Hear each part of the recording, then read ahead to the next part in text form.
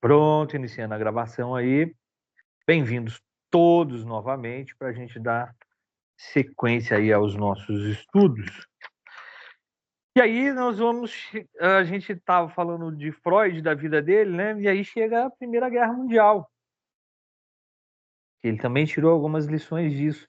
Não foi impactante? Foi, mas não tão pesado quanto a Segunda Guerra Mundial. A Segunda Guerra Mundial, a Ana Freud foi presa. Aliás, os nazistas chegaram lá para prendê-lo, né? E a Ana Freud falou, não, então vocês me levam no lugar dele. E ela ficou 2 dias presa na Gestapo, né? E o Freud não tinha notícias, não sabia se ela estava sendo torturada ou não. Tanto é que queimaram os livros de Freud, foram queimados pelos nazistas. E Freud era judeu, né? E quando perguntaram isso para ele, foi até interessante o que ele falou, né? Estamos evoluindo, porque em outras épocas eles iam queimar a mim, né? Não os meus livros. Né? Então vamos lá, 1914, a Primeira Guerra Mundial, que foi até 1918. Freud apoia a aliança austro-alemã, pela qual seus filhos combateram. Mas o seu apoio diminuiu visivelmente depois que os primeiros anos de guerra. Nossa civilização foi desfigurada por uma gigantesca hipocrisia. Podemos dizer novamente que somos civilizados, né? E eles questionam, então, se realmente somos civilizados se vivemos fazendo guerra, né? Por volta de 1917, a vida tornou-se muito dura. E aqui a gente está vendo ele entrar no mercado, né, para comprar cigarro, essas coisas todas. E ele fala, e aí tinha grande falta de alimentos, só uma sopa magra, falta de combustível, muito frio para escrever e o pior de tudo, nenhum charuto. A derrota da Áustria alemã provocou uma inflação galopante nos anos de 1909 e 1920. Freud perdeu todas as suas economias e ele não tinha quase nenhum paciente. A sobrevivência cada vez mais difícil. Apesar desta guerra, da perspectiva sombria, do medo da morte, Freud continuou trabalhando em sua teoria do narcisismo. E aí, em 1915, ele lança Luto e Melancolia. A melancolia, aqui representada no quadro de Dor, em 1514, é um velho nome para a depressão psicótica, né? Então, antes que Freud começasse a explorar isso, tinham pessoas que entravam num estado de melancolia. O que é essa melancolia? Nada mais é do que a depressão psicótica. Ah, deixa o pessoal entrar e eu já retorno com vocês. Obrigado, Anderson.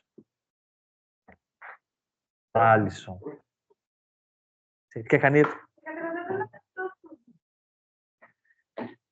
Então, estamos na página 137 aí. Então, a depressão psicótica, gente, existe a depressão, né? Tem pacientes que têm... A depressão, ela tem graus.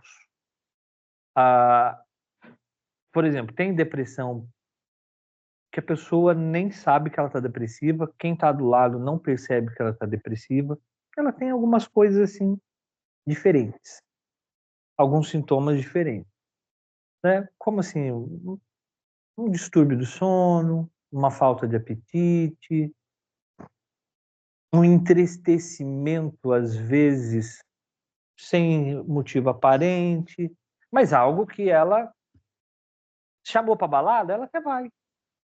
Esse tempo atrás teve um rapaz aqui que cometeu autoextermínio e o pessoal que trabalhava com ele falou, gente, mas ele veio trabalhar, saiu daqui da fábrica alegre. Antes de chegar em casa, ele fez isso. Trajeto, saída da fábrica para casa, ele se matou. Então, ninguém falava que ele estava depressivo, mas ele estava, alguma coisinha dentro dele ele estava agoniando, né? E isso às vezes começa muito sutil, mas tem a depressão psicótica também, que é o último grau da depressão. E muitas vezes eu começo até a alucinar, a ter delírios, né? Então a depressão, antigamente o que eles chamavam de melancolia, é isso, né? É a depressão psicótica. O Eliette, nós estamos aí na página 137, tá? Prof, Oi. posso fazer uma pergunta com relação Pode. a... Então, conversando com uma amiga esse final de semana, aí você falando de... Não estava só falando de suicídio, estava falando de propensão a drogas, a alcoolismo. Tem fisicamente alguma coisa no DNA ou na... Sei, ou de hormônio, alguma coisa que a pessoa tem uma tendência a ter depressão, a ter facilidade para viciar em droga, remédio, ou não? Isso aí A é Juliana está só. perguntando se existe algum fator genético, né, que influencia a pessoa a ser depressiva, a pessoa a ser viciada. Tem sim, tem os fatores biofisiológicos, são os fatores genéticos.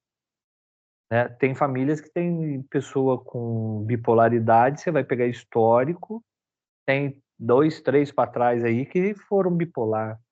Então tem essa predisposição genética, né, de alguns e outros não. Não é só a predisposição genética que faz a pessoa ser um adicto, né, um viciado em qualquer tipo de substância, ou ela ter uma esquizofrenia, um borderline, né? Ah, tem, por exemplo, tem casos de esquizofrênicos que não tem caso nenhum na família, não tem antecedente nenhum na família. Então não é só o fator genético. Aí precisa uma boa avaliação para ver, né? Uma boa anamnese para ver se existe histórico na família dessa predisposição ou não. O prof, é que você colocou que a pessoa nem parecia que estava deprimida e cometeu suicídio. E aí, eu já tive fases na vida que eu passei por melancolia, um pouco de depressão, e assim, não sei onde que eu ouvi isso, que dizem que pelo menos uma vez na vida todo ser humano passa pela cabeça assim de querer dar cabo da vida. Não sei se eu escutei ou se é coisa da minha cabeça. Mas o prof, até cometer a ação mesmo, por isso que eu perguntei, será que tem também uma propensão genética? Porque como é que a gente identifica, né? Que a pessoa às vezes está bem e de uma hora para outra. Tá. A Juliana põe aqui a questão do autoextermínio, né? Se tem até uma propensão genética a isso, porque ela ouviu dizer em algum lugar que pelo menos uma vez na vida todo mundo pensa em fazer isso. E eu acho isso aí, eu acho que isso não confere não, viu, Juliana? O autoextermínio, gente, a pessoa que ela tenta, que ela comete o autoextermínio, ela ela fura todos os filtros, todas as barreiras, todos os mecanismos de defesa biológicos e psicológicos, né, para fazer isso. Biológico é simples, o nosso cérebro existe nele uma estrutura de autodefesa. Tenta, acho que eu já falei isso em aula, tenta colocar agulha, tenta desferir, vocês não vão conseguir. Vai dar aquele pavor, aquele pânico. O cérebro trava. E a pessoa. E aí tem os filtros psicológicos, sociais. Ah, vou pensar na minha família, pô, o que, que vai achar, né?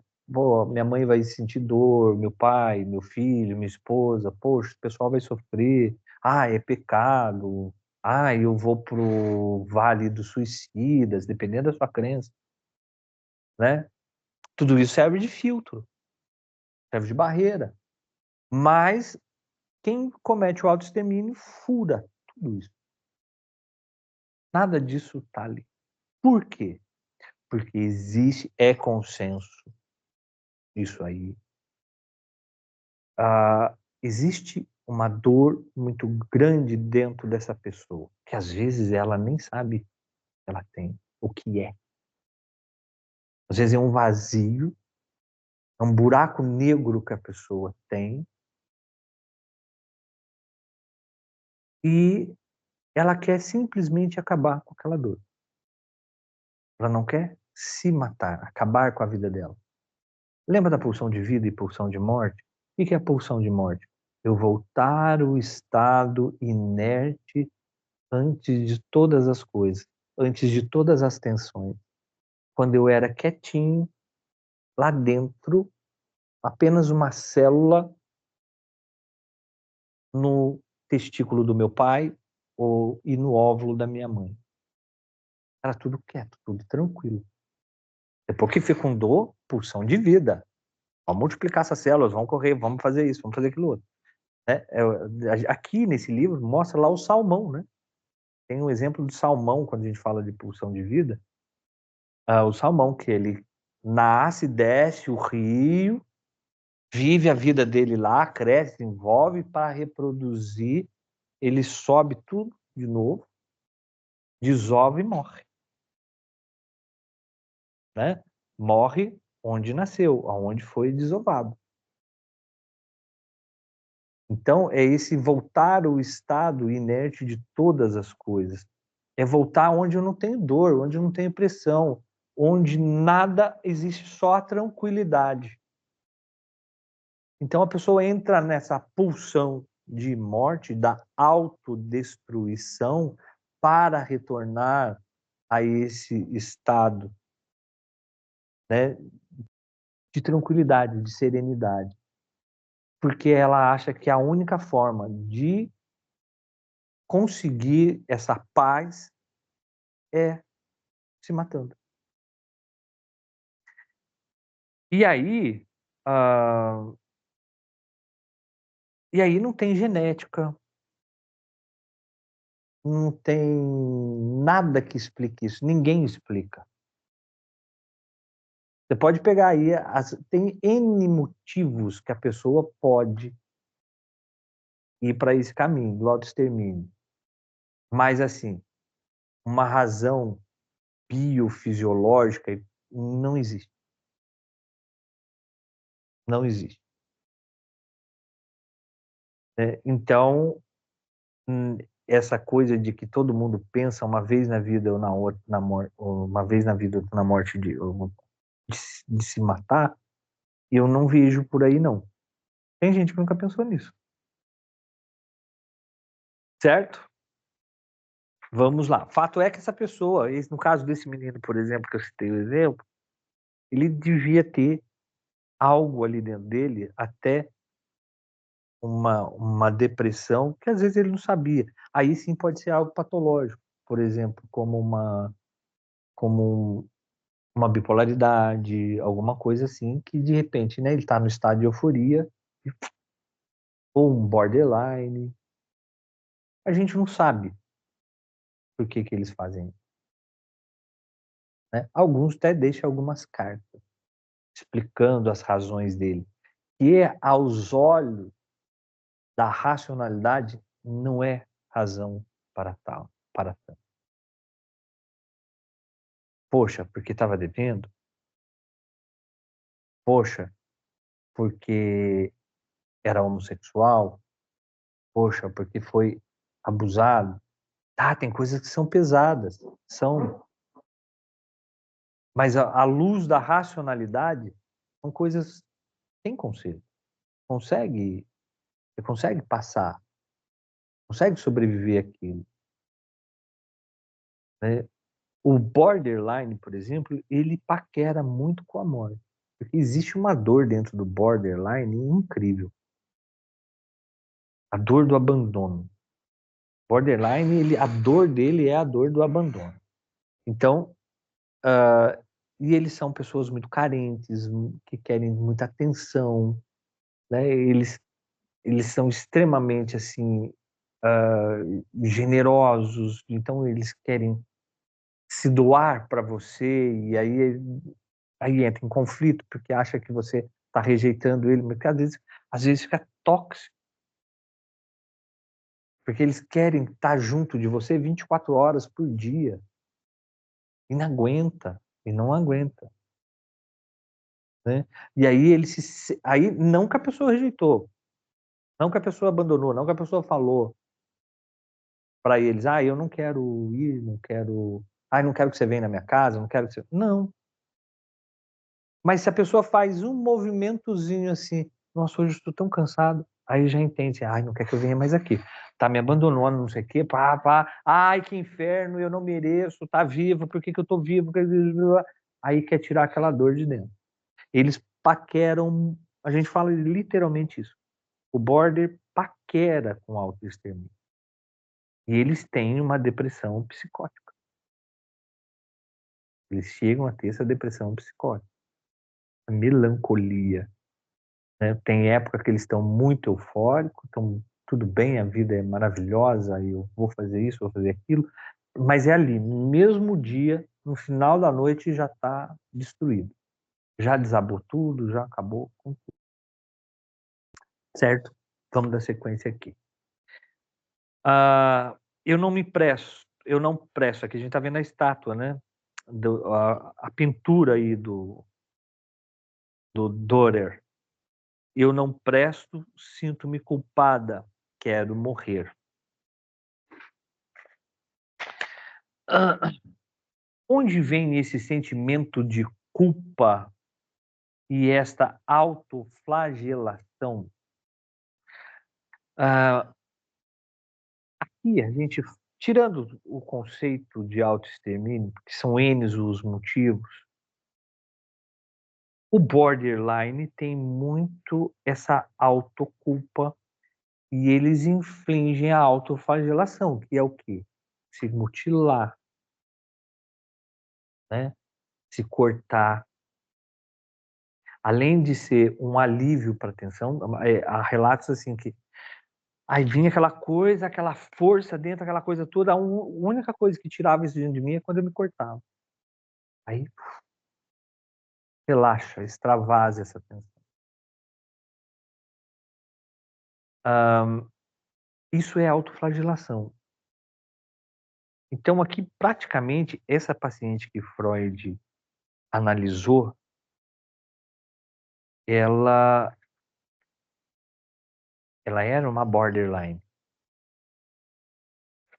Só que na época não tinha esse nome, né? A psiquiatria depois que trouxe esse conceito de transtorno de personalidade borderline. Mas vamos ver aqui. Para o Freud, ela sofria de depressão psicótica ou melancolia. Então vamos lá. De uma tristeza lamentavelmente dolorosa.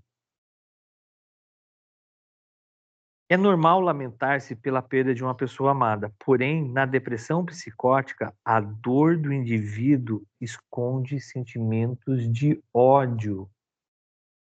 Então, essa dor do border esconde um ódio. Geralmente, ódio por quem? Por quem me abandonou.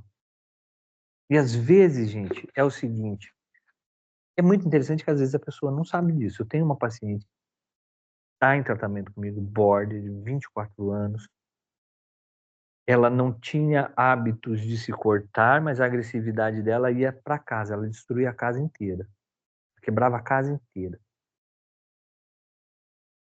Agora ela já não faz mais isso.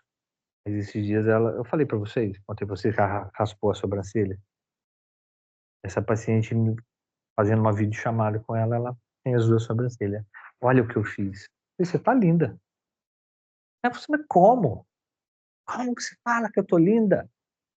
Para mim você tá linda. Você tirou a sobrancelha e destacou seus olhos, destacou o rosto. Né? Não é possível. Nada que eu falo para você é errado. Nada que eu falo para você é ruim. Você não me xinga. Mas por que eu vou te xingar, criatura? Só porque você raspou a sobrancelha? Isso cresce. Isso cresce. Né? Mas essa paciente, e aí depois, deixei ela fazer a reação dela, depois no final, eu expliquei para ela o porquê que ela tinha feito isso. Por quê? Ela já sabe que ela tem border, ela sabe que o problema dela é abandono, ela sabe que quem abandonou, e de fato abandonou mesmo, foi o pai. Então, ela até não sabia que ela tinha ódio do pai. E aí, no processo, ela veio colocando, aí sim ela veio falando, não vou falar ódio, mas toda a mágoa do pai ela veio colocando para fora, as agressões que o pai fazia com a mãe, os dias que o pai passava fora, quando o pai chegava alcoolizado em casa, e punha todo mundo para dormir no quintal, junto com os cachorros, e ele ficava sozinho dentro de casa. Podia estar sol, podia estar frio, podia estar chovendo. Aí eles tinham que pular o muro, dormir na casa dos vizinhos, ou andar não sei quantos quilômetros para ir para a casa da avó materna, aquela bando de crianças, baixo som. E aí ela foi expressando isso. Então, essa aqui, né, o indivíduo esconde a depressão psicótica, a dor do indivíduo esconde sentimentos de ódio. É ódio nesse sentido. E aí, só para fechar o caso dessa paciente, qual era o problema dela? Hoje em dia, o pai dela cuida. O pai dela é que veio procurar terapia para ela, é o pai dela que traz ela aqui, é o pai dela que paga as sessões dela, é o pai dela que leva ela na academia, que leva no psiquiatra, que compra o remédio. Tudo aquilo que ela não fez, que o pai não fez para ela na infância, porque hoje o pai também já é um senhor, mudou a cabeça, evoluiu, não é mais um jovem, né? Como diria Nelson Rodrigues, os canalhas também envelhecem, né? Então, envelheceu, mudou, viu o quanto errou com a família, né? Principalmente com ela, que era a filha mais velha, tenta recompensar isso. Qual é o problema dela? Ela não quer crescer. Ela não se aceita dentro dela. Se ela se transformar em uma adulta, o adulto não precisa mais de atenção do pai. Não precisa mais do colo do pai, nem do colo da mãe. Cresceu? Rua, meu filho, vamos embora. Vai caçar sua vida, não é assim? Então, ela faz de tudo para se manter infantilizada. Tanto é que ela não gosta de olhar nem para o próprio corpo no espelho. Ela não gosta dos seios dela, né? Então, quando ela toma banho, uma das primeiros surtos dela que ela tinha foi quebrar todos os espelhos da casa. Porque ela não se quer ver como adulta, porque ela acha que se ela amadurecer, se ela for adulta, ela perde esse colo do pai que ela sempre buscou. E esse ato, tanto é que ela usa moletom, roupa larga, para não parecer o corpo. Até a voz é infantilizada. Oi, bom dia, estou bem, e você? Sabe, parece aquelas crianças do show da Xuxa, falando. Só falta no final falar assim, um beijo para você, pro meu pai e para minha mãe. Só falta no final da sessão falar isso. E o ato de raspar a sobrancelha foi para ficar com a aparência mais infantilizada. Neném não tem sobrancelha. Vocês já viram? Neném nasce quase sem sobrancelha nenhuma. E aí eu falei isso para ela. Falei, é isso. Aí ela falou assim, eu não acredito que eu fiz isso. Eu falei, fez, olha no espelho. Aí não consigo ainda. Falei, mas é um processo. Você precisa ir olhando no seu espelho e aceitando que você não é mais uma criança. Agora, você vai ter que conquistar os seus pais da seguinte forma: não é mais a criança, mas sim o que vai conquistar o seu pai, a atenção do seu pai, a atenção da sua mãe. É a adulta, inteligente, é a mulher bonita, é a mulher que sabe o que quer. É a mulher que você vai se transformar que vai criar a admiração dele. Não é eterna bebê. Você não vai ser eterna criança. Então, nós estamos num processo agora de aceitação. Mas é assim, gente, é extremamente oscilante. Você não mantém... O paciente convencional, você mantém uma linha. Ele chega muito aqui embaixo e, no decorrer das sessões, você vai percebendo que ele vai subindo. Um border é assim, tem dia que está mais para baixo do que chegou, aí tem dia que está lá em cima no topo, depois está aqui na metade do caminho, depois afunda de novo. É uma oscilação, uma inconstância e tanto. Então você tem que ouvir a demanda daquela sessão e sempre retornar no foco que é a cura, que é o quê? Né? Esse processo de amadurecimento. Ninguém vai te abandonar agora. E o que Jung chama de individuação, que é a busca do próprio self. É eu estar bem comigo mesmo e não depender da aceitação do outro. Vai lá.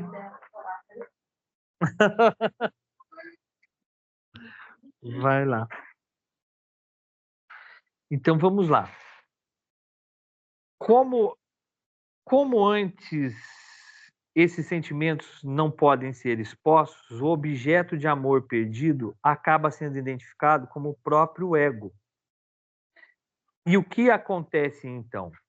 O ódio inconsciente, ao invés de se voltar contra o objeto de amor perdido, mal orientado, volta-se contra o próprio paciente.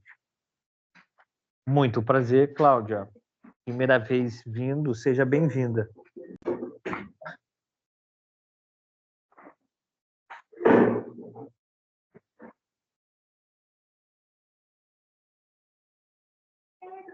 Ah, já pode ser vindo aí pra gente.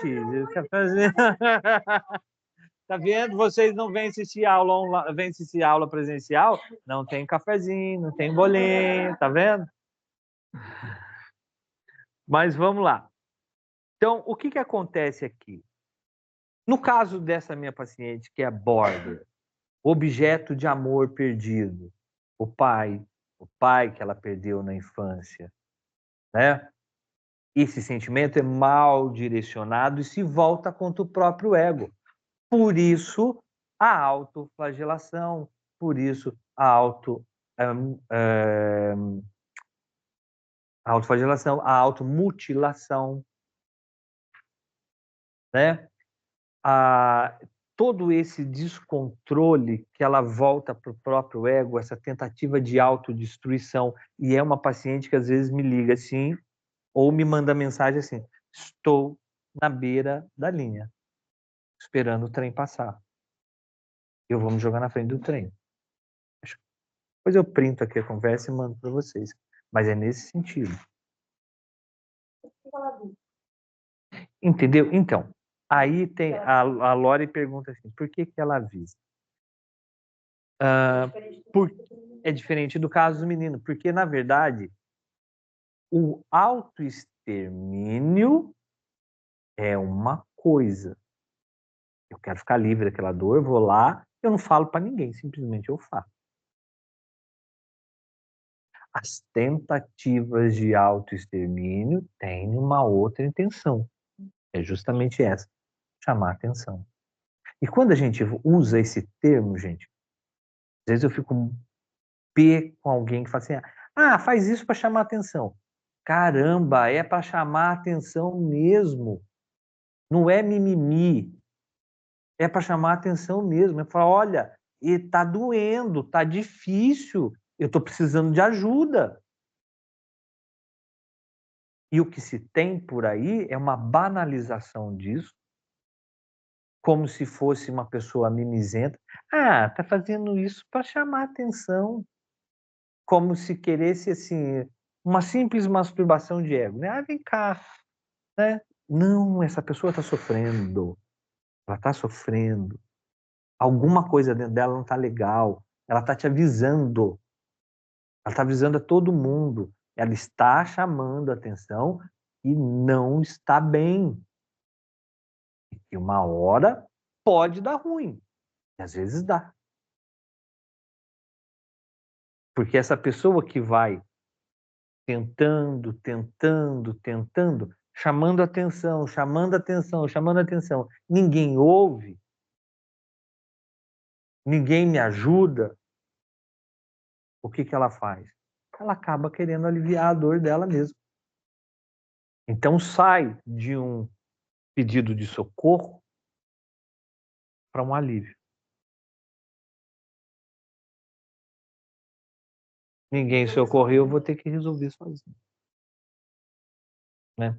Eu sei, gente, que os familiares dessa menina que é boy são todos extremamente desgastados, cansados.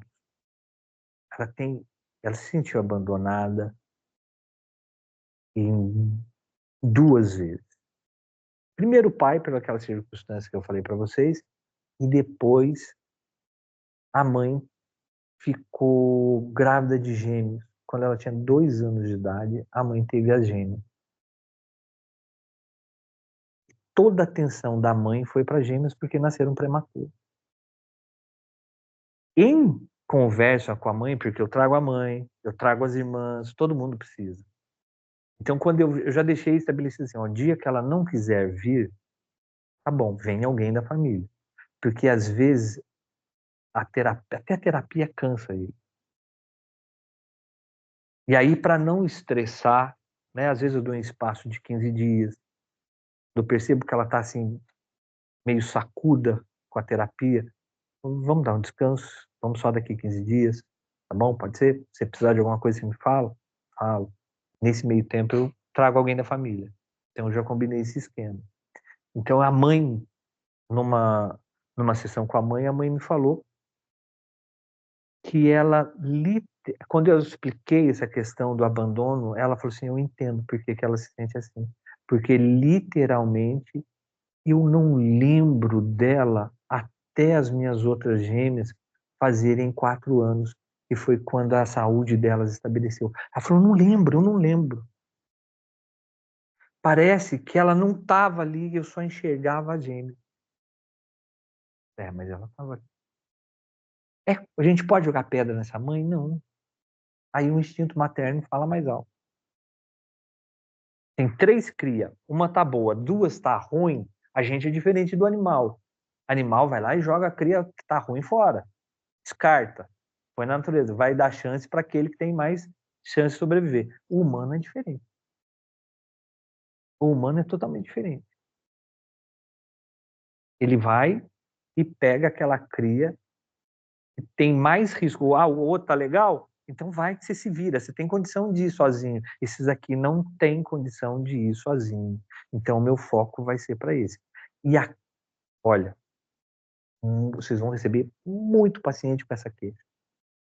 Desse tipo assim. Meu irmão era um maconheiro, roubou, foi preso, e a minha mãe dá valor para ele. Minha mãe vai visitar ele na cadeia, meu filho nasceu, ela não foi na maternidade ver meu filho, que é neto dela. Ela estava onde? Na cadeia visitando meu irmão. Mais com a mãe. Acontece com o pai também, mas o pai é um homem, um ser muito esquisito. É um serzinho meio que assim, é meio que um boneco, meio que a Brigitte, assim, ele fica ali quietinho no canto, tanto faz. Não, mas eu falo aqui que eu até brinco com os pacientes, com os alunos, que eu falo coisas do universo masculino que se o clube do Bolinha descobre, me expulsa. Eles metem o pé na minha bunda, você é traidor, você conta os nossos segredos. Né? Mas o homem, tá bom, o homem tem sofá, aquele velho ditado, sofá, cama, fogão, tá top. Né? A mulher já é outro paranauê. Então, aí chega com essa queixa dos pacientes. Ou a minha mãe só dava atenção, a minha irmã ia mal na escola, ia isso, ia aquilo outro, e a minha mãe estava ali, a minha irmã só aprontava, e eu que tirava 10 e a minha mãe nunca olhou para mim. E é assim mesmo. E aí essas pessoas se sentem doloridas, se sentem rejeitadas. Aí fala assim, pô, aquele não presta. E ela deu tanta atenção. Exatamente por isso. Porque ela sabia que você tinha condições de sobreviver sem o apoio dela. O outro não. Então, a atenção foi para onde? Para lá. É o inverso do reino animal. Né? No reino animal, aquele não vai dar certo, joga fora. Não dá leite para ele, não dá mamar, tira do ninho. Vamos dar atenção para aquele que tem chance de sobreviver. O ser humano faz diferente. Principalmente o instinto materno. Vai olhar para aquele filho mais complicado. Você já deve ter ouvido isso aí de arrodo. Parece que a mãe só gosta daquele filho. Não, ela gosta dos outros também. Mas ela tem uma preocupação a mais com aquele, porque ela sabe que ele é problemático. E ele vai dar BO. Vai dar BO. Então ela tenta ali proteger ele de todas as formas para ele não se dar mal. O que às vezes, até esse comportamento da mãe, ajuda a afundar o sujeito. Porque ela tenta antever o que ele vai passar, já para resolver o problema, e aí ele não passa pelo problema, ele não sabe como solucionar. Ele não aprendeu a solucionar. Esse é o problema da autoproteção. O excesso de proteção em cima dos filhos. A gente tem que deixar o filho cair, ralar o joelho, doer, a gente ir lá, lavar e falar, tá vendo, eu avisei. É a pior frase que tem, né, de se ouvir. Tá vendo, eu avisei para não correr, cai, machuca e dói. A gente tem que deixar, por mais que doa na gente, para a própria criança aprender a lidar com aquilo. Para ela ter resposta emocional sobre aquilo. Se eu tento preservar de tudo, a vida não preserva. A vida não preserva. Esses dias eu postei no meu Face um memezinho que eu achei interessante. A vida, assim, personificada, né, num homem com uma marreta, assim, um cacetete na mão, e a pessoa levantando a cama, e ele fazendo assim, né, a vida fazendo assim, vai dar a cacetada, e ele fazendo, posso tomar um café antes? Porque a vida, às vezes, não permite nem você tomar um café antes para acordar, já vem pá na sua cara. E aí? Fora do ninho, como é que vai ser? Vai ser assim. Você não tem que deixar que isso aconteça. E às vezes essa preocupação com aquele filho que não, que a mãe percebe, tem essa sensibilidade de que ele vai ser problemático, acaba piorando a situação dele. Mas voltando aqui, essa paciente em questão, né, o que acontece? Então, no caso do borderline, aquele objeto de amor perdido, no caso a mãe, o pai, aquele que ela se sentiu abandonada, se volta contra o próprio ego. Por isso as automutilações, por isso as tentativas de autoextermínio, e aí afora. O ódio inconsciente, ao invés de se voltar contra o objeto de amor perdido, poxa, por quê? Foi você que me abandonou? Então, pô, lá vou encher você de porrada, como é que você faz isso comigo? Não. Né? Mal orientado, volta-se contra o próprio paciente. Os depressivos, sentimentos de culpa e de autolamentação se baseiam em uma regressão anormal ao narcisismo infantil. Né?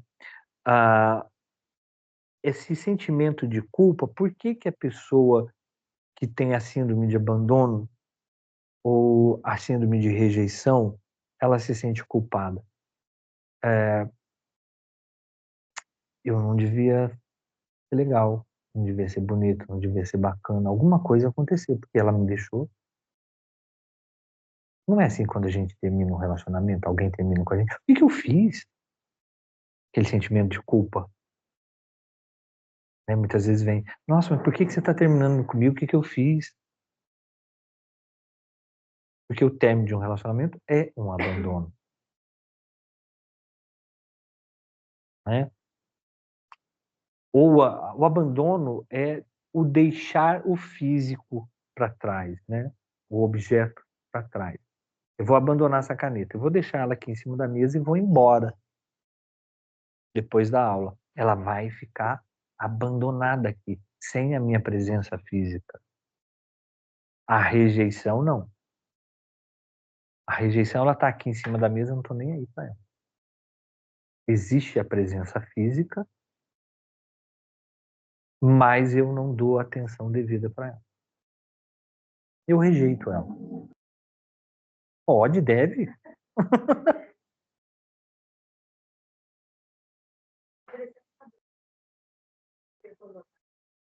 Assim, pessoas começam a ser perfeccionistas, querem fazer tudo, estão colocando nelas, carregando, construindo coisas assim, tipo, fazer tudo muito certo, e sem perceber que está fazendo isso. Exatamente. A Cláudia coloca que essas pessoas que foram abandonadas acabam criando padrões, né, de uma rotina, de acaba fazendo a coisa sempre do mesmo jeito, de forma... E isso, Cláudia, por quê? Para ela não se sentir abandonada demais. Então ela vai ser uma pessoa submissa, ela vai ser uma pessoa que tenta agradar a todos, ela vai estar sempre disposta, ela não vai dizer não para essa pessoa é algo quase que impossível. Mesmo que mesmo que às vezes vai se prejudicar, né?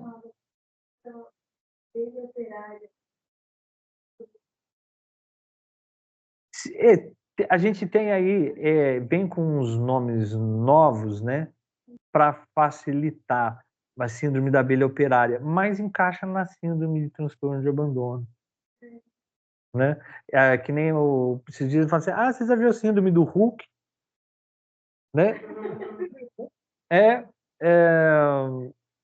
E na verdade, agora até esqueci o nome do transtorno, que é tanto transtorno, mas tem aqui na apostila para vocês. É um outro transtorno.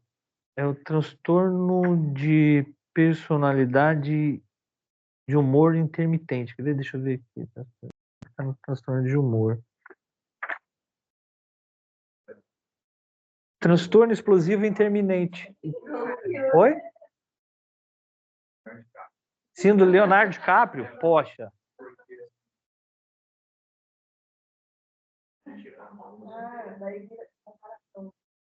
Compara com a ideia. Por exemplo, ela começa com a sua a menina E ela... de 20 anos, aí a hora que ela vai com a unidade, ele sai. Mas aí a gente tem um problema, né? A gente tem um grau de narcisismo nisso aí. Porque a pessoa que faz isso, ela, né, a síndrome de Leonardo DiCaprio, quando a pessoa começa a namorar uma pessoa que é mais nova, daí vai ficando mais velha, termina e volta a pegar outra mais nova, existe um grau de narcisismo nisso que ela não aceita a própria velhice. Então, ela começa a se relacionar com pessoas mais novas, se projetando naquilo, como se a pessoa mais nova fosse o espelho e ela visse a própria imagem dela ali. Se eu me relaciono com uma pessoa de 20 anos, teoricamente eu tenho quanto? Sim. Né? Então, acontece isso. Mas isso são pessoas narcisistas. O narcisista faz muito isso. Aí eles vão dando, né? Mas essa síndrome do Hulk é isso, é transtorno explosivo intermitente, né? Que é o tal do pavio curto. Mas aí o povo vai dando umas síndromes assim, a síndrome da abelha operária, no caso, é essa coisa do abandono ou da rejeição. Quer fazer... aí está na rejeição, entra mais na síndrome da rejeição. Porque o abandono, a pessoa quer trazer todo mundo para perto dela para ela não se sentir mais abandonada. Já na rejeição é o contrário. A síndrome da rejeição, a pessoa ela foi acostumada a ser rejeitada, ela foi acostumada a ser deixada de canto. Então ela vai fazer tudo sozinha. Né? Ela vai... Para quê? Por quê? Porque ela tem essa pessoa com a síndrome de rejeição, ela tem medo da aproximação, diferente do abandono. O abandono quer que as pessoas se aproximem, quer estar perto das pessoas. O de rejeição, não. Ele não quer contato. Por quê? Você rejeitar de novo? Então nem tenho contato. Eu nem aproximo. Deixa que eu cuide da minha vida. Né? Vamos lá. Estamos falando ainda da depressão psicótica. Vamos a um exemplo. Uma jovem de 19 anos foi levada à clínica psiquiátrica. Estou com medo. Algo me diz que devo me matar. E aí Freud pergunta, mas por quê? Porque eu sou suja. Na clínica, ela tentou se suicidar e várias vezes se mutilou em um mesmo lugar do seu braço esquerdo, com lâminas, tesouras, unhas. Eu peguei uma paciente, eu não era psicanalista ainda, eu era apenas enfermeiro. Tinha uma paciente que ia recorrente no hospital com os pulsos cortados. Ela sempre cortava os pulsos. E aí, às vezes, não precisava de sutura, era só superficial, se fazia os curativos. Às vezes, precisava de alguns pontos, uma sutura. E teve um dia que ela fez algo assim, inimaginável. Ela fez uma meia-lua aqui, assim, aqui, e arrancou o meio. Para você não ter tecido para juntar. Né? Ela foi evoluindo dentro disso. E os médicos não conseguiam. Na verdade, aqui em Taubaté só existia 2 psiquiatras. Um deles foi o que soltou o bandido da luz vermelha. Que deu alta o bandido da luz vermelha. Então, olha o nível dos profissionais que a gente tinha aqui. E também não tinha tanta medicação assim disponível que nem tem hoje, né? Então, a gente colocava para babar, vocês já ouviram esse termo, né? Põe lá babando. Dava esses sedativos mesmo, que a pessoa e babava mesmo, porque perdia a coordenação até da fala, do músculo, e ia babando. Então, mas ela fez isso, a mutilação foi aumentando o nível do negócio. E aí, obviamente, internaram, porque tinha que fazer enxerto aqui para ter pele, né? E era uma menina novinha, tinha uns 16, 17 anos no máximo. E aí, depois dessa, aí tiraram a menina daqui, levaram para uma clínica fora, e a família viu que o negócio estava ficando feio mesmo, e aí falou, não, agora a gente tem que fazer algo mais severo. Na terapia, ela continuou sua história. Eu era muito apegada à minha mãe. O objeto de desejo perdido que a gente leu lá atrás. Ela foi assassinada por um soldado. Foi barbaramente mutilada. Foi identificada só por causa de um sinal de nascença no seu braço esquerdo. A mãe foi mutilada, tinha um sinal de nascença no braço esquerdo. Aonde ela se mutilava? No braço esquerdo. Depois da morte da minha mãe, tive que defendê-la contra a família. Aí ela aqui, né? Todo mundo da família com a auréola de santo, né? E aí ele falando, vocês levaram aí. O que dá a entender aqui é que a mãe era uma prostituta. E a família se tornou assim porque a família não aceitou ela por alguma coisa. Então a família forçou ela a ter essa vida para sobrevivência. E aí ela não ficou calada. Contou e falou, por culpa de vocês, né? Então, aparentemente, sem motivos, trocou seus velhos amigos por más companhias. Ela começou a frequentar os mesmos espaços que a mãe frequentava. Ela mudou radicalmente e transformou-se em sua mãe. Esta parte assumida de si mesmo era o objetivo dos impulsos hostis reprimidos. Então, ela se mutilava porque ela se transformou na própria mãe e, na verdade, qual era o objeto de desejo perdido? A mãe. Então, ela passando a se comportar como a mãe, a mãe morreu. Eu quero descontar esse ódio da minha mãe em alguém. Me transformo na minha mãe e desconto esse ódio em mim mesmo.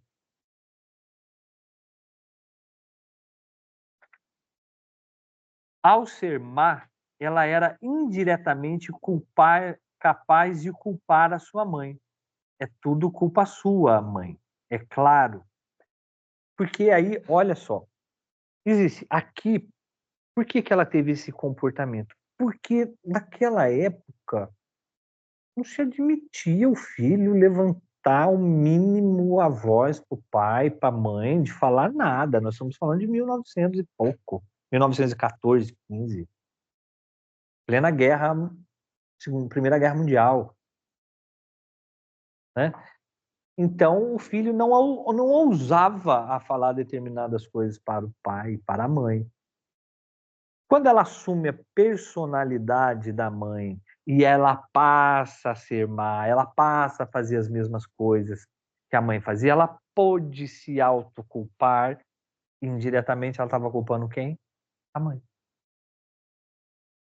Existe, gente, dentro do complexo de Elétra, existe uma introjeção da mãe, às vezes, muito grande, em que a mulher ela se torna masoquista. Não no termos de parafilia mesmo dizendo, né? Mas ela se toma uma postura masoquista de apanhar, de ser maltratada, de ser humilhada, não somente na hora do sexo, mas no seu dia a dia, pelo seu companheiro. Por quê? Porque ela tem uma raiva tão grande da mãe e acontece exatamente isso. E ela tem a mãe tão dentro dela que toda vez que ela apanha, ela coloca a mãe na frente. Agora você vai apanhar. Pá, pá. Lembrando que quem faz isso é quem? Quem opera nisso aqui? O inconsciente.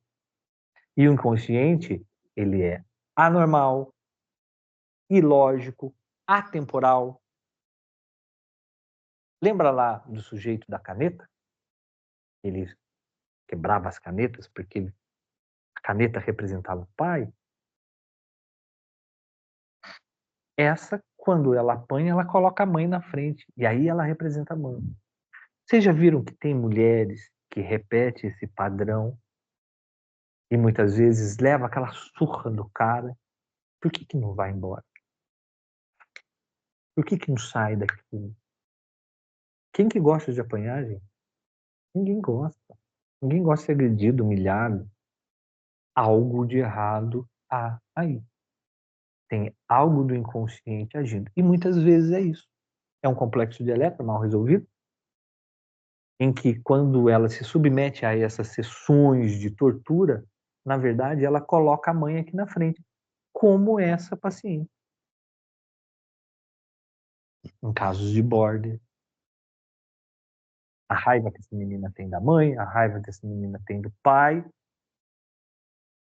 de ter sido abandonada e não pode falar, né? E às vezes nem sabe que tem, porque está no inconsciente isso. O que faz? Então, toda vez que ela vai lá, né, se corta, se quebra tudo, raspa a sobrancelha, ela está agredindo quem? O pai e a mãe. É uma representação do superego. Por quê? No fundo, ela é filha de quem? Ela tem genes de quem? Do pai e da mãe. Então, ela é um pedaço do pai, ela é um pedaço da mãe. Então, essa dor que eu tenho contra eles, muitas vezes volta contra o próprio ego. Porque o inconsciente faz essa identificação do objeto perdido em si. Foi o caso dessa daqui também. Essa nova identidade evitava que ela tivesse de expressar seus próprios sentimentos negativos, né? E aí ela deixava a culpa pelos seus atos fosse da mãe. Uma identificação tão extrema chama-se introjeção. Foi o que eu falei para vocês no caso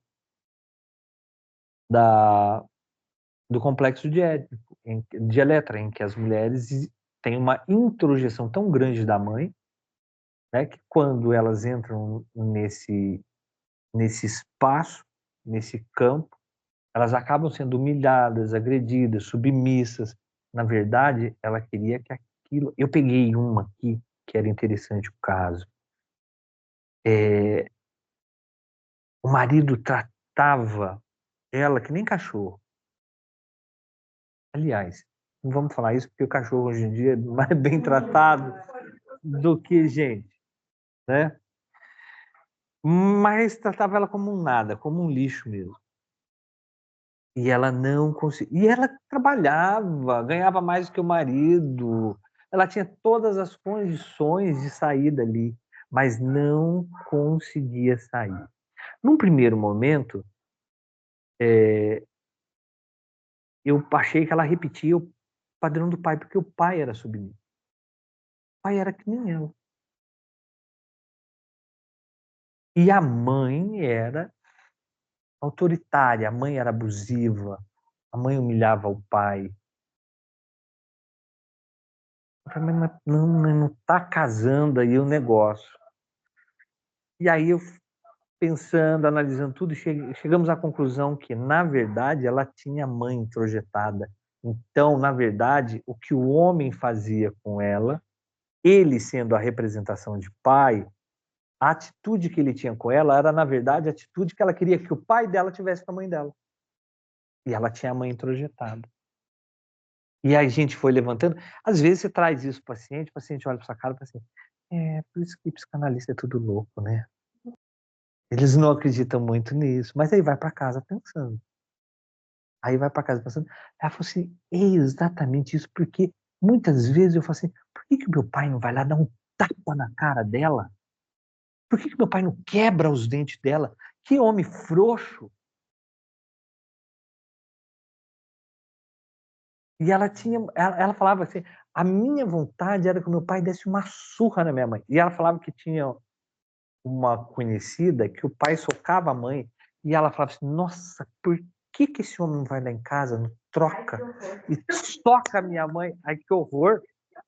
Mas gente, uma coisa assim, e é bom que fale, porque só consegue falar aqui. Quantos anos isso não ficou dentro dela?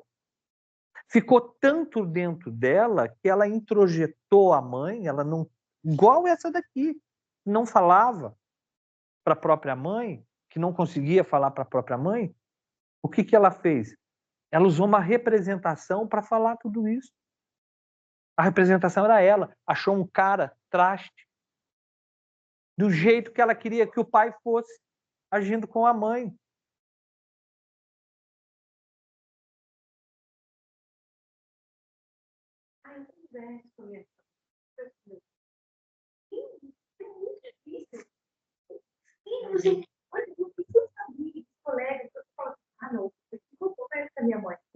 Não existe essa possibilidade. Eu falei o que eu estava sentindo para ele. Eu falei o que eu estava sentindo para minha mãe. Não dão. É.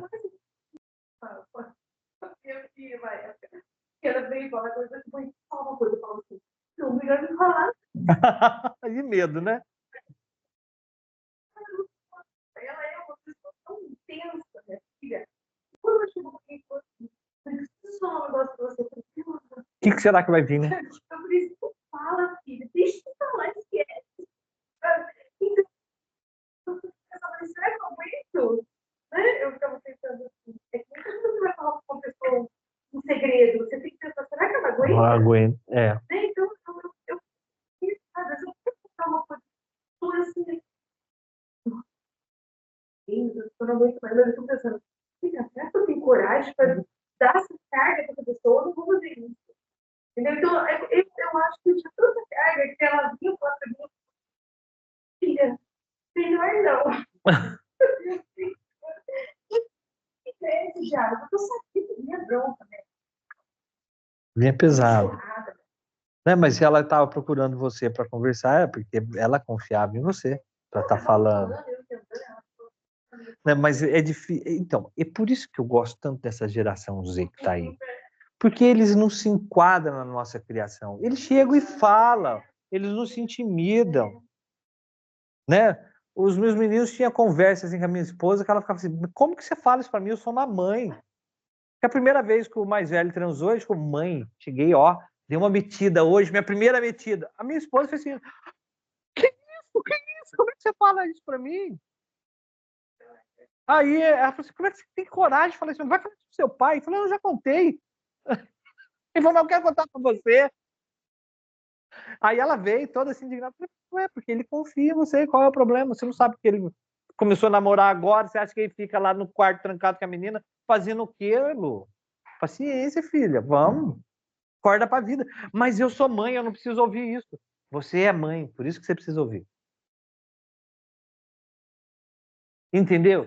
Essa geração tem essa capacidade, nem todos, né? Porque ainda tem aquela criação muito pesada, constritiva, conservadora, impositiva do poder. Gente, porque o que mais o pai e a mãe gostam de fazer é impor o poder sobre a criança. É gostoso. Toda forma de poder é uma forma de prazer.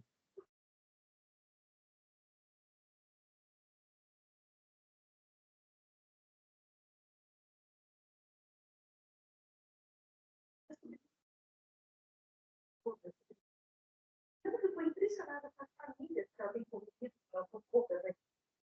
Antigas lá já. Ela falou que eles falam sobre sexo de casa, normalmente. Falam sobre sexo de casa. Então, eu fico assim, tia, eles falam sobre isso. A minha cunhada falando, o meu irmão, né, falando pro pai dela, que o Jean fica querendo Transar. né?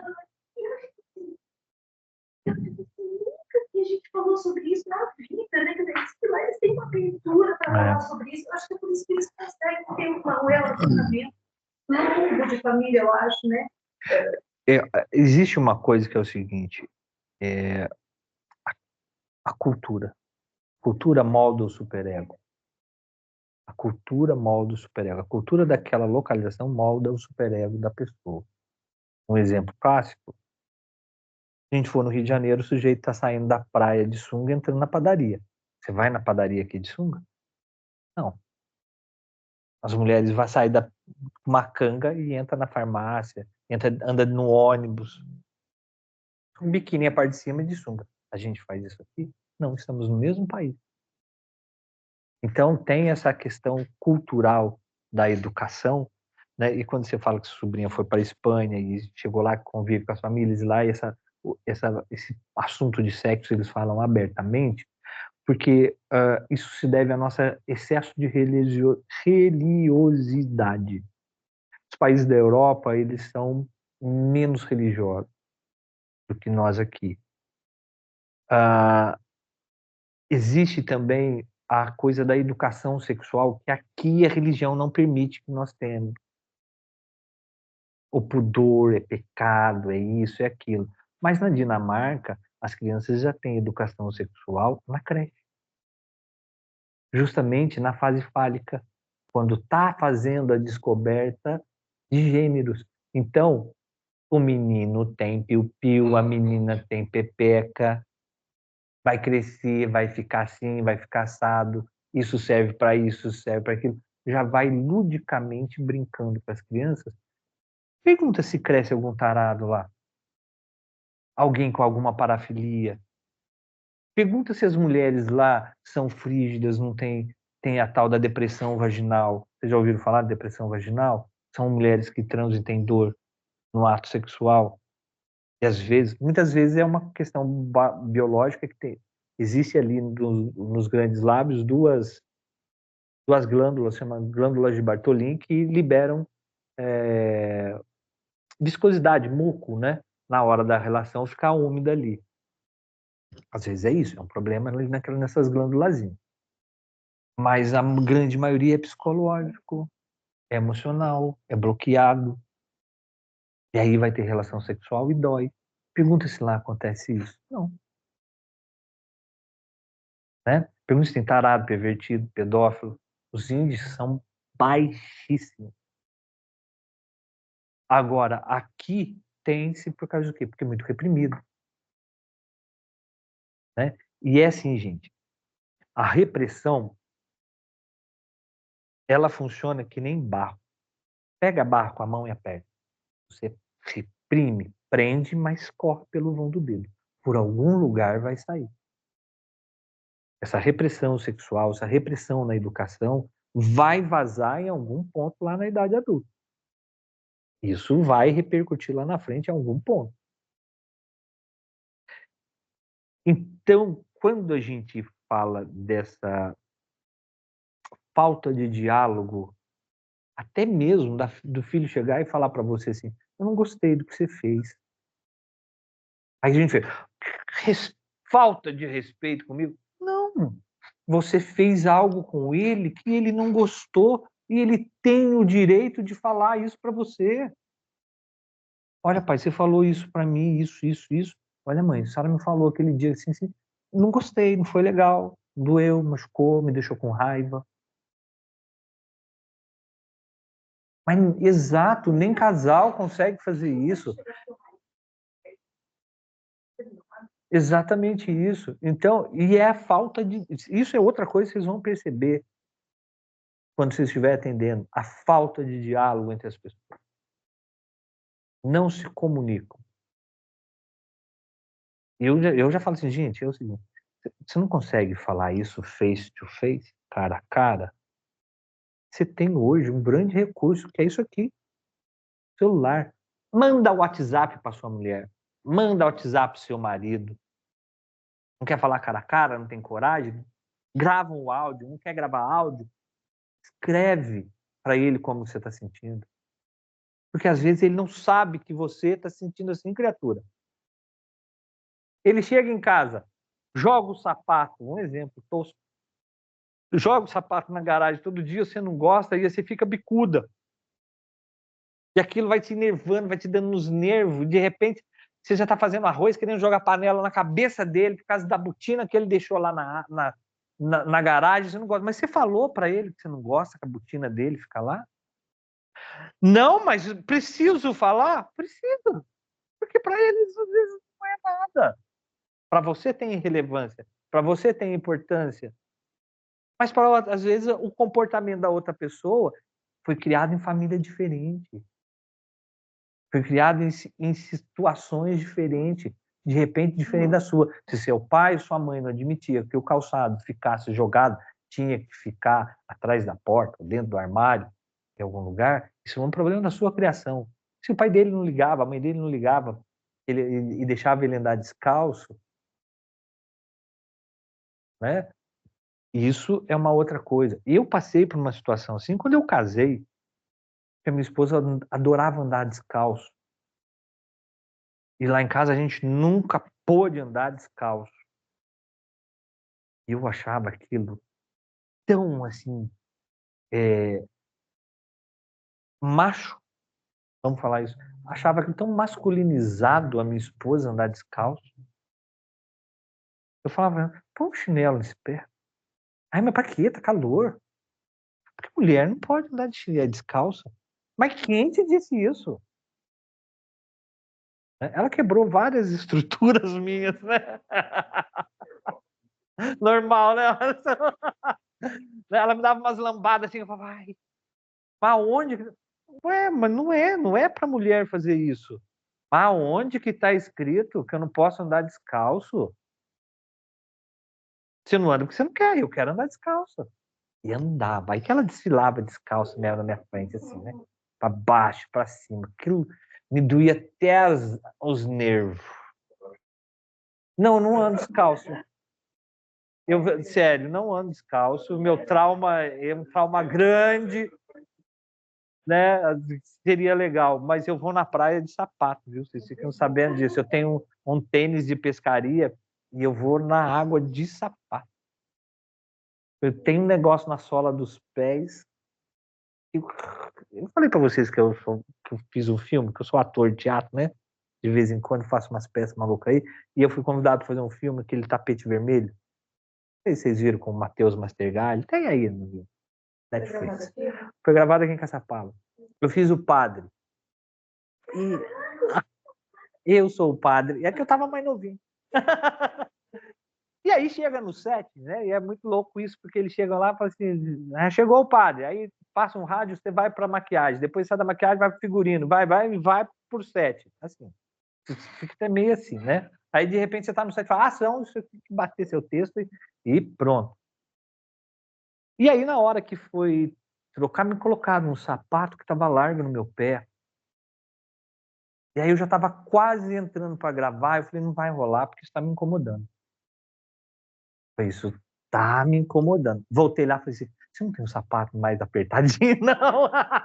Aí você não, por quê? Vai ficar muito apertado. Eu falei, não, porque está muito frouxo no meu pé. E eu tenho um negócio no meu pé. Ela falou, o quê? Você tem calo? Eu falei, não, eu tenho um problema psicológico no meu pé. Eu fico inseguro. Aí ela falou, então tá bom, vamos lá. Rapidão trocou, me deu um sapato mais apertado. Aí eu fui tinindo para cima. Mas, obviamente, eu sei por quê. Né? Estou brincando com vocês a questão de ir para a praia de tênis, mas eu ia mesmo, de sapato, de pescaria. Agora eu já me permito, não é algo confortável, mas eu me permito a ir a andar descalço dentro de casa, né? A sair na garagem, a ir descalço. Eu já faço isso. Mas por quê? Porque nos levava a altas surras se a gente ficasse descalço. Minha mãe, gente, eu não sei se eu já falei para vocês, mas a minha mãe era narcisista. Então, todo o ódio que ela tinha dentro dela, qualquer coisa que a gente fazia de errado, sabe, que na cabeça dela era errado, ela descontava as frustrações dela na gente. De pôr a gente em pé, eram uns 5, né? Ela punha a gente em pé na fila do banheiro, na porta do banheiro, para bater na gente com a mangueirinha do chuveiro. E aí ela, arrebentava. A tortura de ouvir o seu irmão lá dentro apanhando era tão grande que a gente às vezes pedia para ir na frente para acabar logo com aquilo. Troca de lugar comigo. Ai, por favor. Põe um café para todo mundo aí. Não abusando da sua boa vontade. Mas os pais eram muito mais... E aí...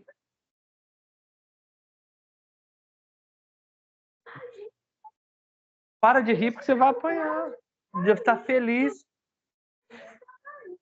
Então, como é que uma criança dessa pode chegar para o pai, para uma mãe e falar assim, olha, eu estou me sentindo assim, eu estou me sentindo assado, você fez isso, você fez aquilo, e eu não gostei, me senti mal com a sua fala.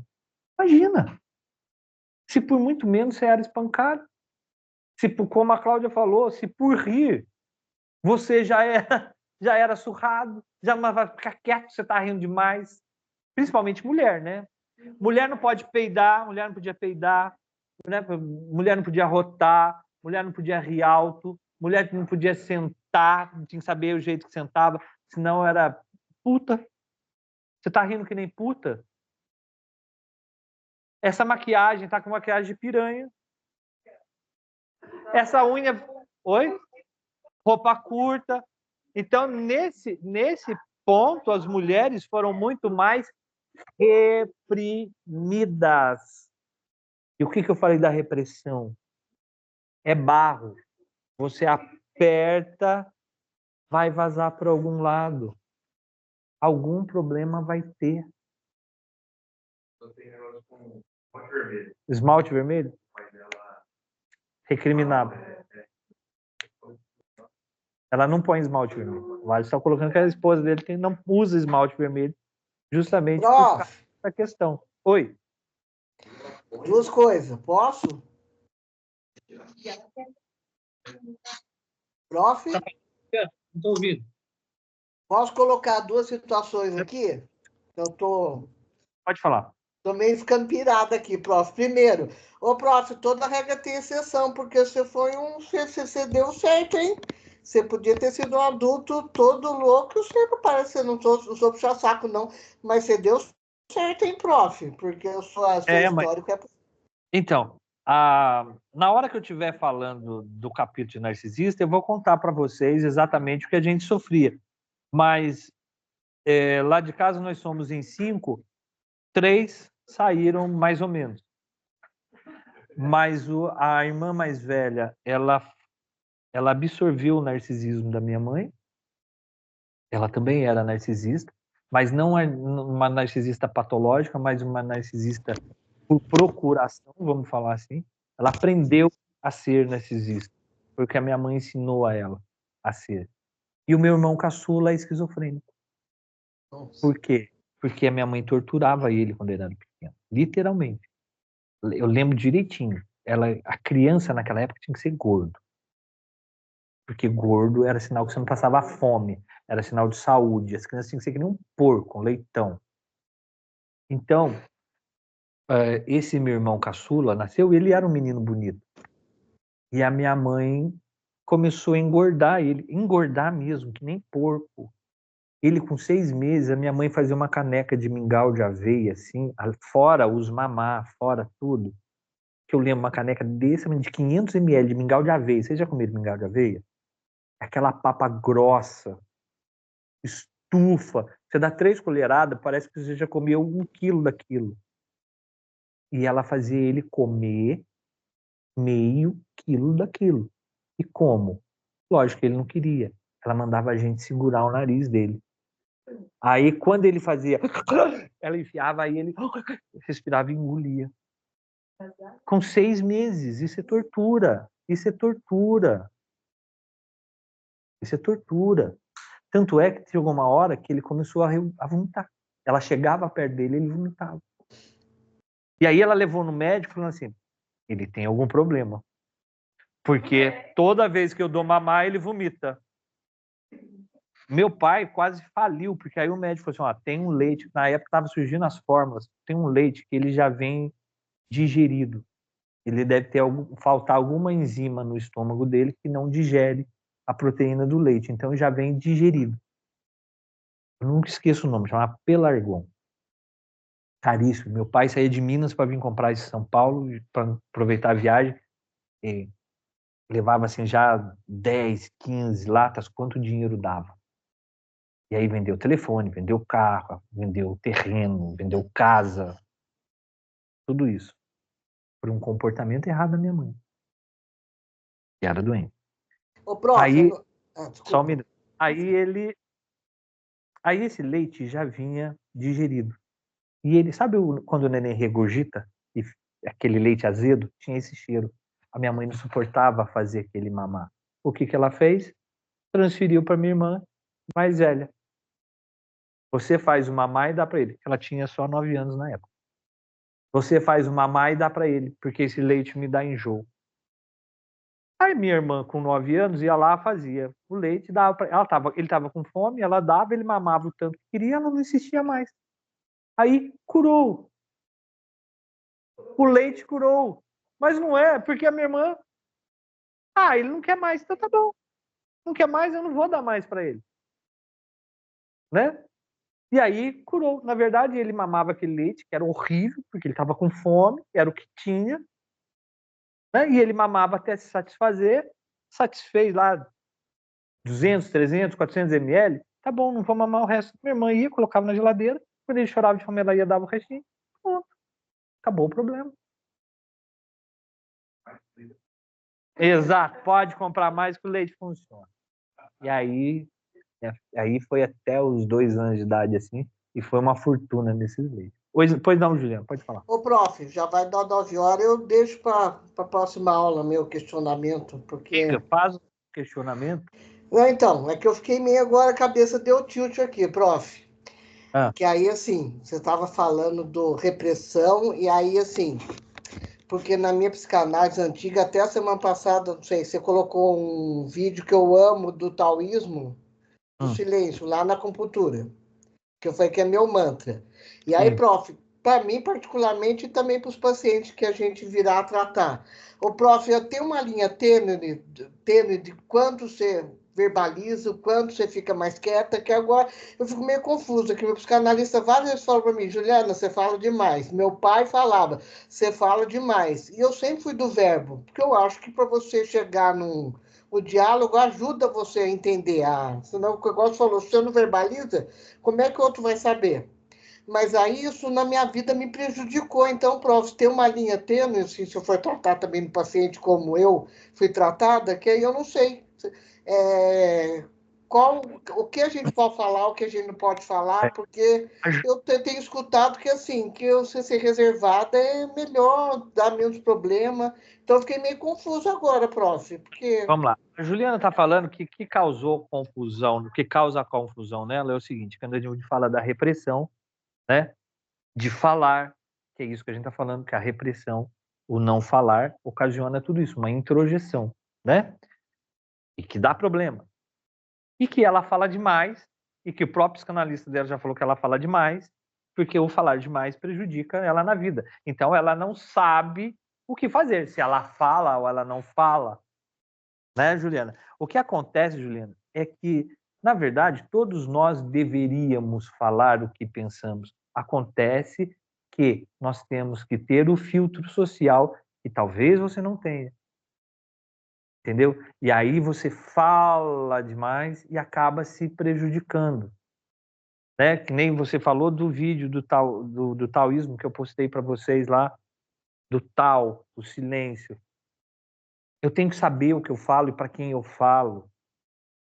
Eu vou para o meu psicanalista, eu tenho que falar tudo, tenho que soltar tudo, porque ele é o profissional que está preparado para ouvir o que eu vou falar. É um segredo que eu tenho para contar. Não é para qualquer um que eu falo tudo da minha vida.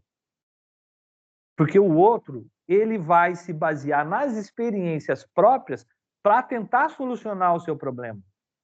Ah, você tem problema com a sua mãe? Ah, então reza, porque eu rezei para mim e funcionou. Entendeu? E você está querendo matar a sua mãe, você não quer rezar para ela. Então, não é para qualquer um que eu falo. Eu tenho que saber o que eu falo e para quem eu falo. No nosso dia a dia, Juliana, aí sim eu sigo tal. Né? Vou ficar quieto. Vou falar para quê? Se eu falo aqui nesse ambiente, é um ambiente estressante, pesado, caótico, e eu falo, toda vez que eu falo, dá zum, zum, zum, dá tititi, então eu fecho. Aonde que eu tenho que falar? No momento certo, para a pessoa certa. Então, Juliana, tem que ter um ponto, um equilíbrio no falar. Né? Não é para qualquer pessoa que você vai falar mesmo. E se você abrir a boca, tem muitas pessoas que não vão entender o que você fala. Não vai chegar à compreensão, ou vai chegar a uma compreensão errada. Então, isso chama filtro social. Então, você precisa praticar o seu filtro social um pouco mais. Não, já tenho praticado aqui. Isso que eu falei que eu fiquei meio confuso agora, porque a minha natureza é meio de falar, é bastante de falar. E aí eu meio que me reprimo nesse sentido, porque eu falei, então, louco. Ela tá colocando que a natureza dela é de falar. A gente entende, tem pessoas que têm essa natureza de falar mesmo, né? Que vai se falar, que tem isso. Mas você vai entender por que fala, viu? Você também vai entender por que vocês falam assim, né? Disparadamente. Calma, vocês vão entender o porquê. Né? O que acontece é que às vezes isso é patológico, às vezes não. Às vezes é uma natureza sua mesmo de falar. Ô, prof, desculpa, mas já melhorei muito. Eu sou muito grata ao meu antigo analista, porque eu era um trem desgovernado. Agora eu sou. Você fala, blá, blá, blá. Eu melhorei. Você não tem noção antigamente como que eu era, prof. Eu não respirava, nem respirava. Agora eu tenho, com tudo, cara holística, com tudo que eu fui me dedicando, eu fui aprendendo a dar uma segurada. Porque eu era um trem desgovernado. A Juliana disse que está aprendendo, né? E já se controla e tudo mais. Porque o falar é um prazer. O falar é um prazer. Então, todo excesso esconde uma falta. Por que você fala demais? Comece a analisar por aí. Embora você já tenha melhorado, Começa por aí. E aí você vai ver que o prazer do silêncio é mais gratificante do que o prazer de falar. Né? Mas tem que haver um equilíbrio. Eu também não posso me privar de falar tudo. Né? O Alisson, por exemplo, tem que sair desse lado, né, Alisson? Ele tem que sair desse lado de ficar quieto.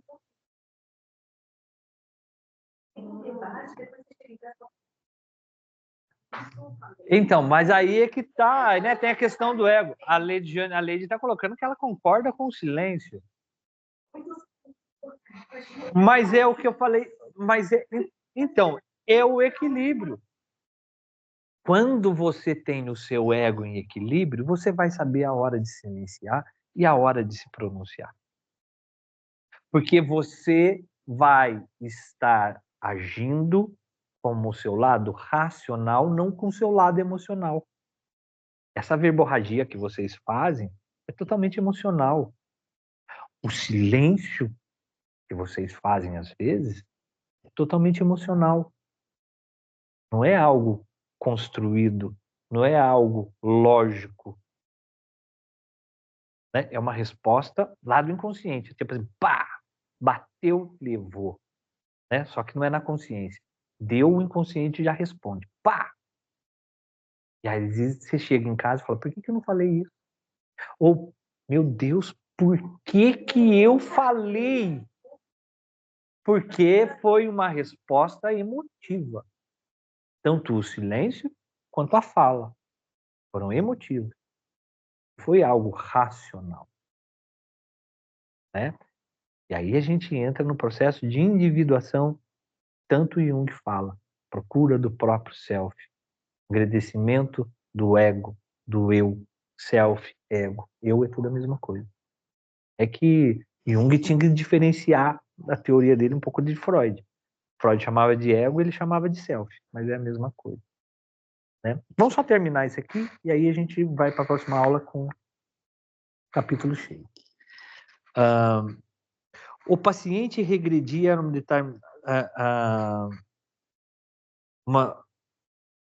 o paciente regride a uma determinada etapa do narcisismo infantil, mais propriamente a passagem da fase oral para a fase anal. É quando morder e evacuar predominam e a criança oscila entre o amor e o ódio. A gente vai ver nas fases da sexualidade infantil que a fase oral é quando a criança ainda está muito voltada à própria boca e a próxima fase é a fase anal, onde ela começa a descobrir o controle dos esfíncteres. Então, essa ferida, esse trauma que acontece é justamente nessa transição, no caso do border, entre 2 e 4 anos. 2 anos é o final da fase oral, início da fase anal. Lembra que eu falei que a paciente tinha 2 anos quando a mãe ficou grávida do gêmeo?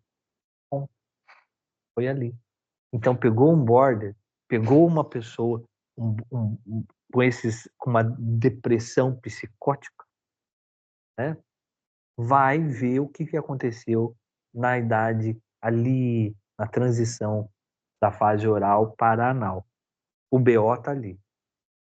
Às vezes, gente, ela literalmente, como essa minha paciente, foi abandonada pela mãe, não, porque é compreensível. A mãe estava ali. Faltou a atenção da mãe, mas é compreensível. Ela se sentiu abandonada. Agora entende, mas isso é um processo que você tem que ir tirando lá de dentro, fazendo a compreensão, fazendo ressignificar tudo isso. Né? Hoje ela consegue entender que se ela fosse mãe, e ela consegue fazer isso hoje, se colocar no lugar da mãe, ela faria a mesma coisa. Né? E ela chegou a essa conclusão porque o border adora bicho, né? Porque eles são muito apegados, muito emotivos. Então ele pegou ela tinha uns porquinhos da Índia e teve aquele monte de porquinho da Índia. E alguns nasceram lá meio tortinho, meio esquisito, né? E aí ela foi cuidar daqueles ali e deixou os outros. Aí ela chegou, ela mesma fez essa reflexão. Ela falou assim: olha, a porquinha não queria saber deles. A porquinha estava lá enfiando os outros na boca lá para proteger os outros. E deu os outros lá. E eu deixei os outros com ela, porque os outros estavam bons. E eu fui lá, peguei os que estavam com probleminha, coloquei no negócio, fiz lá a papinha de não sei o que, com não sei o que lá. Que tem uma papa aí, tem até leite de cachorro em pó, que eu não sabia, fiquei sabendo esses dias. O cachorrinho que a mãe rejeita, você dá mamar na boca, caríssimo. É uma fórmula de leite de cachorro. Aí ela tinha essas coisas lá. Aí ela ficou lá dando tudo. Aí ela chegou a essa conclusão. Ela falou assim: é bem isso. Se eu fosse mãe hoje, a minha mãe hoje, eu faria a mesma coisa que a minha mãe fez. Então, com a mãe já está resolvido, mas com o pai ainda é difícil de aceitar, porque ela fala que ele tinha a opção de não fazer aquilo. E o que a gente está trabalhando? Fazendo ela entender justamente isso que eu falo para vocês: todo excesso esconde uma falta. Por que o pai bebia desse jeito? Né? Por que o pai era despirocado, malucão daquele jeito? Quando está nessa fase de desenvolvimento, que é 2 aos 4, aí tem esse abandono. Depois dos 4, tem que ela conseguiu enxergar aquilo, ela volta para a normalidade de dar atenção para aquilo. Compensa um pouco? Não compensa. O Alisson está perguntando, uma boa pergunta, se, vamos supor, né, no caso dessa menina, que dos 2 ao 4 ali, teve essa falha da mãe, que a mãe nem enxergava ela. Isso foi relato da própria mãe, que não lembra da existência dela, só lembra das gêmeas. Né? E que se depois voltar a atenção, se isso resgata, refaz, não. Lembre-se do seguinte: trauma. Trauma é o quê? Ferida. Uma ferida emocional. Depois que abriu essa ferida, ela vai sangrar. Ela vai sangrar. E só vai fechar na terapia. A não ser aqueles que usam a sublimação. Né? Eu acho que em casa a gente sublimou.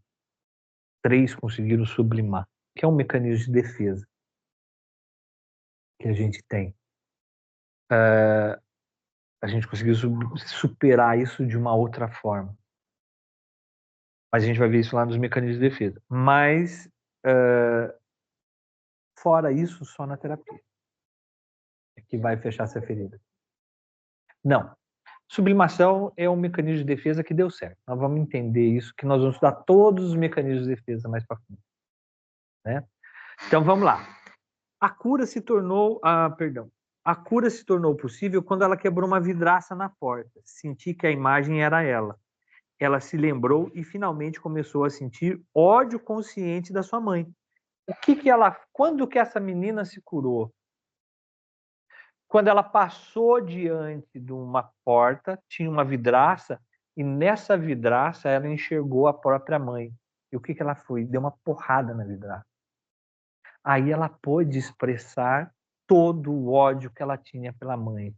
E cá, gente, aqui dá uma pincelada nisso, mas nas literaturas de Freud, Luta e Melancolia, que é um livro que tem, quando você vai aprofundar nesse caso, você percebe que a menina se sentia abandonada porque a mãe deixava ela em casa, porque precisava sair para ganhar o ganha-pão.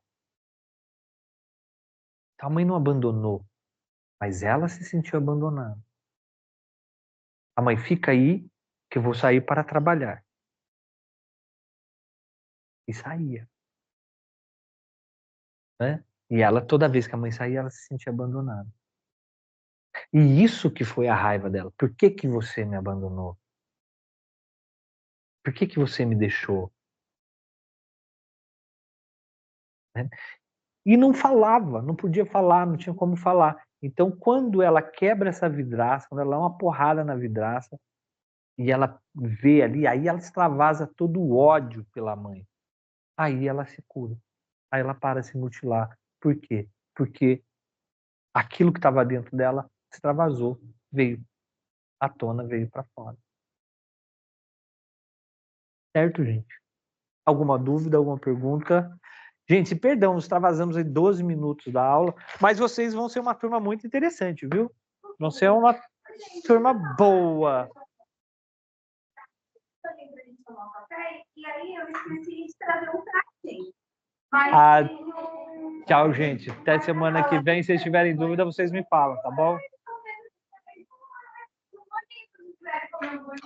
Mas é lógico que não vai comer o bolinho.